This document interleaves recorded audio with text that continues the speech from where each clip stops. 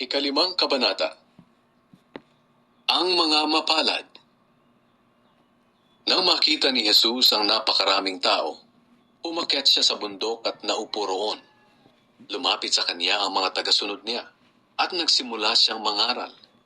Sinabi niya, "Mapalad ang mga taong inaaming nagkulang sila sa Diyos, dahil makakasama sila sa kaharian ng Diyos. Mapalad ang mga naghihinagpis, dahil aaliwin sila ng Diyos. Mapalad ang mga mapagpakumbaba, dahil mamanahin nila ang mundo. Mapalad ang mga taong ang hangad ay matupad ang kalooban ng Diyos, dahil tutulungan sila ng Diyos na matupad iyon. Mapalad ang mga maawain, dahil kaaawaan din sila ng Diyos. Mapalad ang mga taong may malinis na puso, dahil makikita nila ang Diyos. Mapalad ang mga taong nagtataguyod ng kapayapaan, dahil tatawagin silang mga anak ng Diyos. Mapalad ang mga dumaranas ng pag-uusig, dahil sa pagsunod nila sa kalooban ng Diyos, dahil makakasama sila sa kaharian ng Diyos. Mapalad kayo kung dahil sa pagsunod ninyo sa akin ay iniinsulto kayo, hinuusig at pinaparatangan ng masama. Ganoon din ang ginawa nila sa mga propeta noong una. Kaya magalak kayo dahil malaki ang gantimpala ninyo sa langit. Ang asin at ilaw.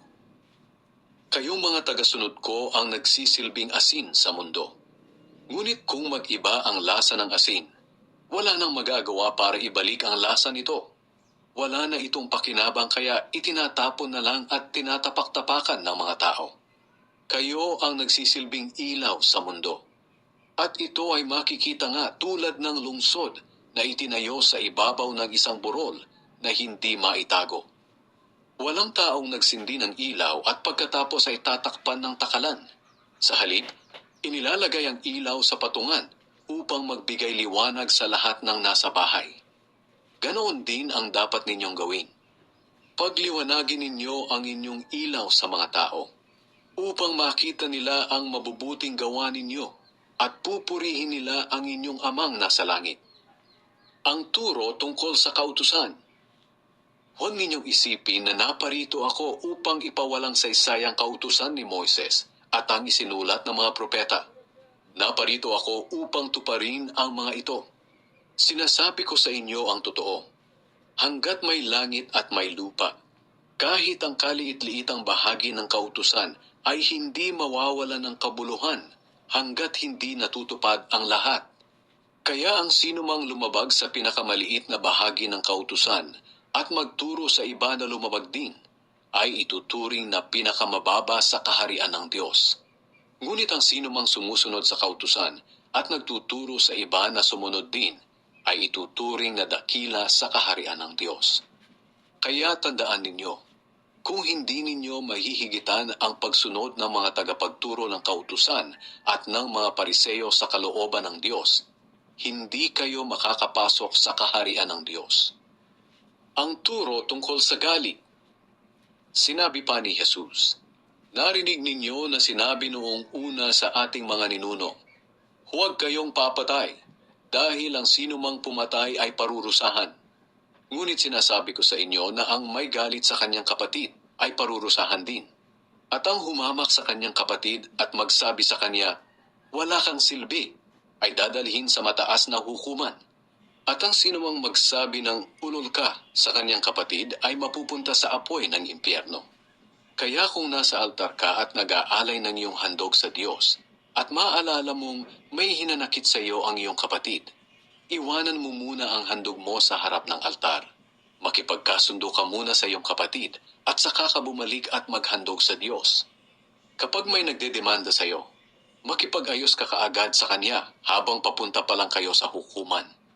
Dahil kapag nasa hukuman na kayo, ibibigay kayo ng hukom sa alagad ng batas upang ipabilanggo. Tinitiyak ko sa iyo, hindi ka makakalabas ng bilangguan hanggat hindi mo nababayaran ng kabuuan ng utang mo." Ang turo tungkol sa pangangalunya. Narinig ninyo na sinabi noong una, huwag kang mangangalunya. Ngunit sinasabi ko sa inyo na ang tumingin lang sa isang babae ng may masamang pagnanasa ay nagkasala na ng pangangalunya sa kanyang isip. Kaya kung ang kanang mata mo ang dahilan ng iyong pagkakasala, dukitin mo ito at itapon. Mas mabuti pang mawalan ka ng isang parte ng iyong katawan, kaysa sa buo ang katawan mo pero itatapon ka naman sa impyerno. At kung ang kanang kamay mo ang dahilan ng iyong pagkakasala, putulin mo ito at itapon. Mas mabuti pang mawalan ka ng isang parte ng katawan kaysa sa buo ang katawan mo, pero itatapon ka naman sa impyerno. Ang turo tungkol sa paghihiwalay. Sinabi rin noong una, kung nais ng isang lalaki na hiwalayan ang kanyang asawa, kinakailangang bigyan niya ito ng kasulatan ng paghihiwalay. Ngunit sinasabi ko sa inyo na kapag hiniwalayan ng lalaki ang kanyang asawa sa anumang dahilan, maliban sa sexual na imoralidad, siya na rin ang nagtulak sa kanyang asawa ng mga lunya kapag nag-asawa itong muli. At ang sino mang mag-asawa ng babaeng hiniwalayan ay nagkasala rin ng pangangalunya. Ang turo tungkol sa panunumpa. Narinig din ninyo na sinabi noong una sa ating mga ninuno, kapag ang tao ay nangako at nanumpa pa sa pangalan ng Panginoon, kailangang tuparin niya ito. Ngunit sinasabi ko sa inyo na kung mangangako kayo, huwag kayong susumpa. Huwag ninyong sasabihin, saksi ko ang langit, dahil naroon ang trono ng Diyos, o saksi ko ang lupa, dahil ito ang tuntungan ng kaniyang paa. At huwag din ninyong sasabihin, saksi ko ang Jerusalem, dahil ito ang lungsod ng dakilang hari. At huwag din ninyong sasabihin, kahit mamatay pa ako, dahil ni isang buhok mo ay hindi mo kayang paputiin o paitimin. Sabihin mo na lang na, oo kung oo, at hindi kung hindi. Dahil kung manunumpa pa kayo, galing na iyan sa diablo. Huwag maghiganti. Narinig ninyo na sinabi noong una, mata sa mata, ngipin sa ngipin. Ngunit sinasabi ko sa inyo na huwag ninyong gantihan ng masama ang gumagawa sa inyo ng masama.